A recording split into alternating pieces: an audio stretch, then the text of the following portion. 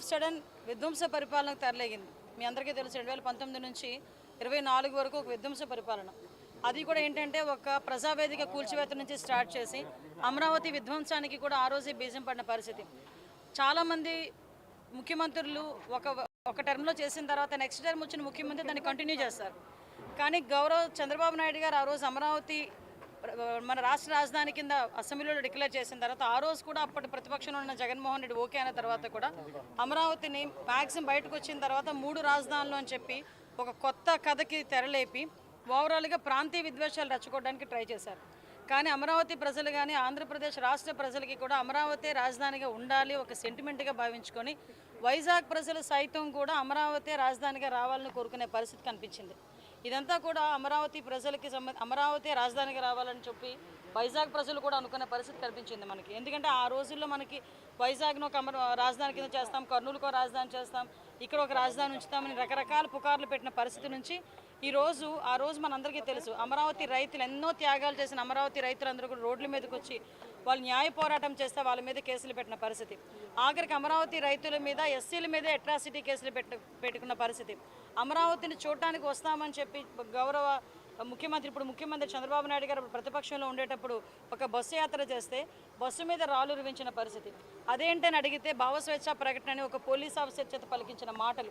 ఇవన్నీ ఎందుకు గుర్తు చేస్తున్నానంటే ఈరోజు ఇంత వైభోగంగా అమరావతి పునర్నిర్మాణ శంకుస్థాపన చేస్తున్నామంటే దీని వెనకాతల చాలామంది కష్టం ఉంది. ఆంధ్రప్రదేశ్ ప్రజల తాలూకా కష్టం ఉంది. అమరావతి మహిళా రైతుల తాలూకా ఆవేదన ఉంది. అమరావతి మహిళా రైతులు రోడ్డు మీదకి వస్తే పోలీసులు కాళ్ళతో తనిన పరిస్థితి కూడా కనిపించింది. జైల్లో పెట్టారు, జుత్తు పట్టుకొని ఈడ్చారు, కడుపు మీద తన్నారు, ఆఖరికి రోడ్ల మీద భోజనం చేశారు. ఇదే అమరావతి రైతులు తిరుపతి పాదయాత్రకు వెళ్తే ఎన్నో ఆటంకాలు పెట్టారు. ఇదే అమరావతి రైతులు అటు అరసవెల్లి పాదయాత్రకు వెళ్తామంటే రామచంద్రాపురం దగ్గర వరకు తెలియదు అటు అడ్డుకున్నారు. వీళ్ళందరి మీద ఒక్కొక్కరి మీద నిన్న చెప్తా ఉంటే 125 కేసులు 130 కేసులు ఉన్నాయి ఒక్కొక్కరి మీద మొన్నటి వరకు కూడా.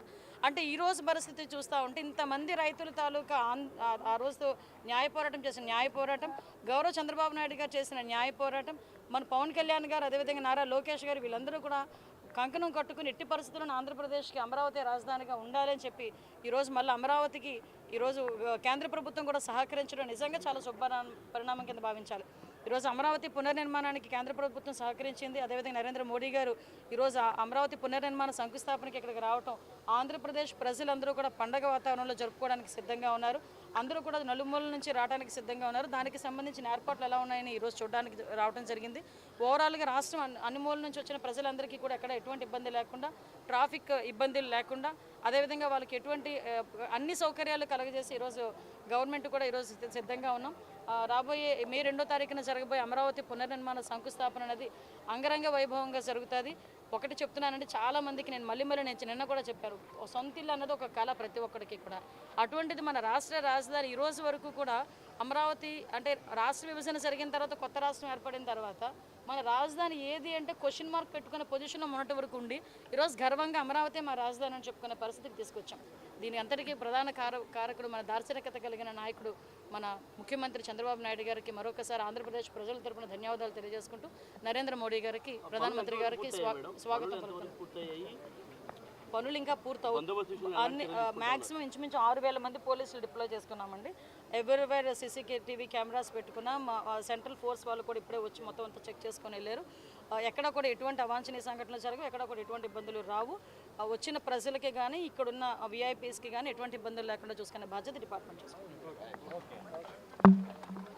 నమస్కారం అండి.